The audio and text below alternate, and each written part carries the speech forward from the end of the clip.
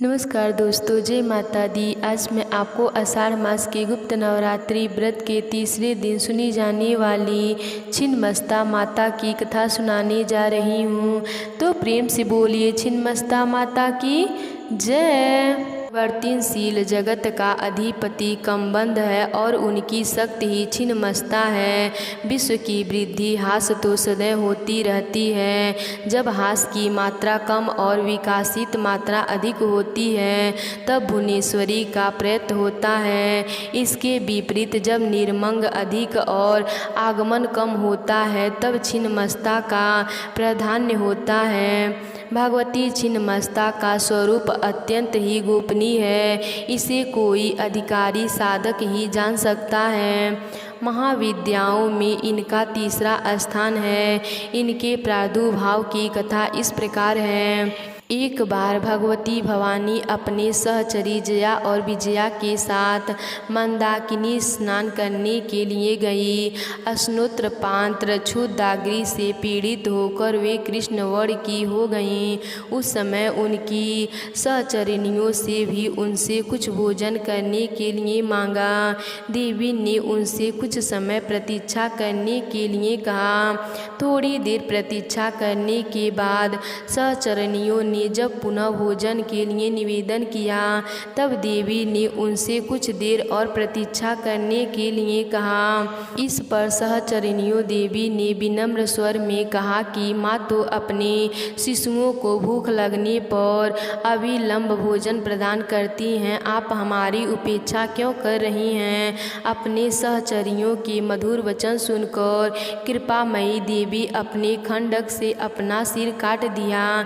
कटा हुआ सिर देवी के बाएं हाथ में आ गिरा और उनके कमबंध से रक्त की 3 धाराएं प्रभावित हुई। वह 2 धाराओं को अपनी दोनों सहचरियों को प्रभावित कर दी, जिसे पीती हुई दोनों प्रसन्न होने लगीं और तीसरी धारा की देवी स्वयं पान करने लगीं। तभी से देवी छिन्नमस्त के नाम से प्रसिद्ध हुई। ऐसी विधा है कि आधी रात अर्थात चतुर संध्या काल में त्रिमस्ती की उपासना से साधक को सरस्वती सिद्ध होती हैं।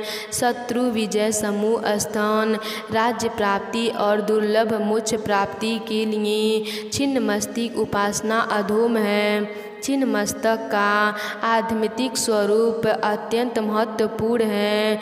छिन्न यज्ञ ऋषियों के प्रतीत ये देवी श्वेत कमल पीठ पर खड़ी हैं। दिशाएं ही इनके वस्त्र हैं। इनकी नाभि युग्नि चक्र हैं। कृष्ण और रक्त गुणों की देवियों की इनकी सहचरियां हैं। यह अपना शीश काटकर भी जीवित हैं। यह अपने आप में पूर्ण अंतर्मुखी साधन का संकेत है। विद्वानों ने इस कथा में सिद्धि की चरम सीमा निर्देश माना है। योग शास्त्र में 3 ग्रंथियाँ बताई गई हैं, जिनके भेद के बाद योगी को पूर्ण सिद्धि प्राप्त होती है। इन्हें ब्रह्म ग्रंथि, विष्णु ग्रंथि तथा रुद्र ग्रंथि कहा जाता है।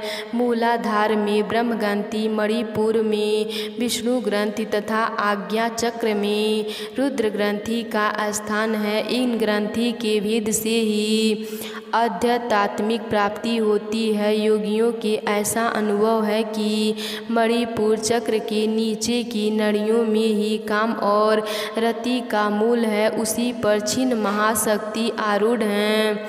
इसका ऊर्ध्व प्रवाह होने पर उग्र ग्रंथि वेदन होता है। छिन्नमस्ता का ब्रज व रोचनी नाम शक्तों, बौद्ध तथा जैनों में समान रूप से प्रचलित हैं। देवी की दोनों सहचरियाँ रजोगुण तथा तमोगुण की प्रतीक हैं। कमल विश्व प्रसन्न है।